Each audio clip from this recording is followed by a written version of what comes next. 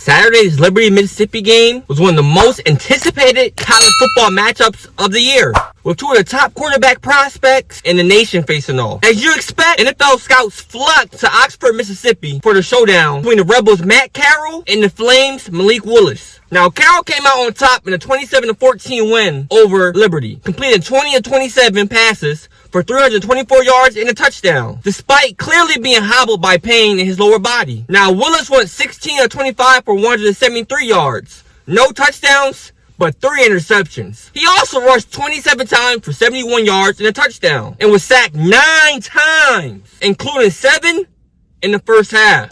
Somebody get the offensive line coach on the phone. While these two quarterbacks are considered among the top talents at their position, both will have the option of returning to school if they choose. Willis, a redshirt senior, said he has not yet made a decision about his future. Corral is a redshirt junior and also faces a decision after the season on whether to turn pro or return to Ole Miss. But besides all that, here are 5 takeaways from the performances on Saturday. Whose world is this? The world is yours. The world is yours. It's mine, it's mine, whose world? Number 1, Willis showed an ability to handle adversity in stride. It was a disappointing first half, to say the least, for Willis, who took 7 sacks and threw 2 interceptions over the first 2 quarters. I was extremely interested to see how he would adjust and respond coming after halftime. The votes were very positive, as the second half lived completely independent of the first. Liberty did a better job of using the run to help keep Ole Miss pass rushers from pinning their ears back, and Willis ended up being a big part of that run game too. Beyond that, with better timing and confidence, it seemed to get beyond the issues of the first half.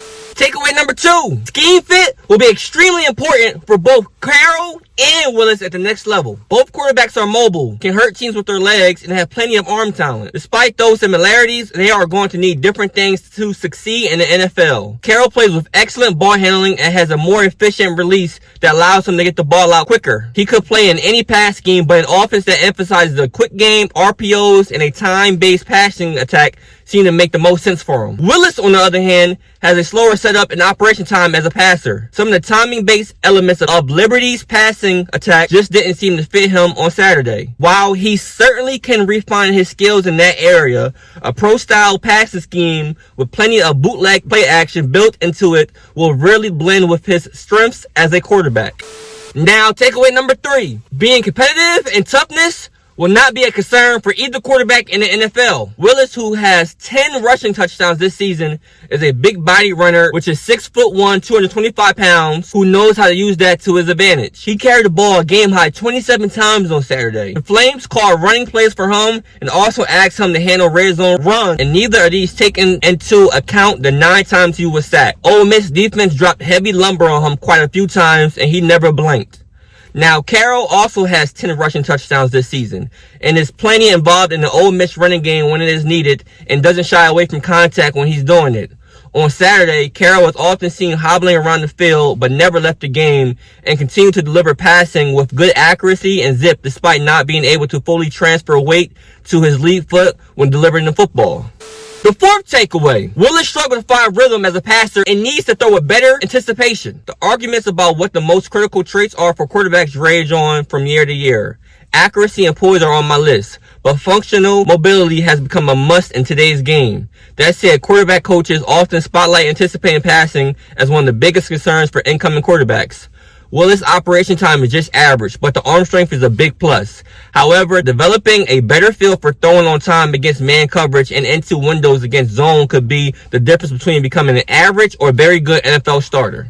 And the last takeaway, both Corral and Willis bring to mind some interesting comparisons. Personnel executives from 2 NFL teams have compared Willis to Steve McNair due to his size, toughness, and mobility and arm talent. I can absolutely see that comparison, although I do believe that Willis has more upside as a pure thrower of the football. Most of my comparisons start with physical and athletic similarity. With Corral, I see a player with similar setup and release quickness to Zach Wilson when he was coming out of BYU last season. Corral's gregarious on-field demeanor, talent for feathering in the deep ball, and ability to command his offense is reminiscent of Baker Mayfield during his Oklahoma career. And there you have it. The matchup everybody's been waiting for. Matt Corral versus Malik Willis. Why is that such a big matchup? Because either quarterback can go number 1 in this year's NFL draft. These are the top 2 quarterbacks in the draft. So everybody wants to see how they did when they competed against each other. Me personally, I think Matt Corral got the dub. He had better stats, no interceptions, and his team won. But let's be honest, Malik Willis, his offensive line was going against the SEC defense. So we already knew the struggle was going to be there. Like I said, he was sacked 9 times. But those are the 5 takeaways. Comment below your thoughts on this game. Comment below your thoughts on my comparisons and these takeaways. And like I always say, if you love college football or college football recruiting, go ahead and subscribe to the channel right now. Like it up while you're at it and comment your thoughts. But until next time,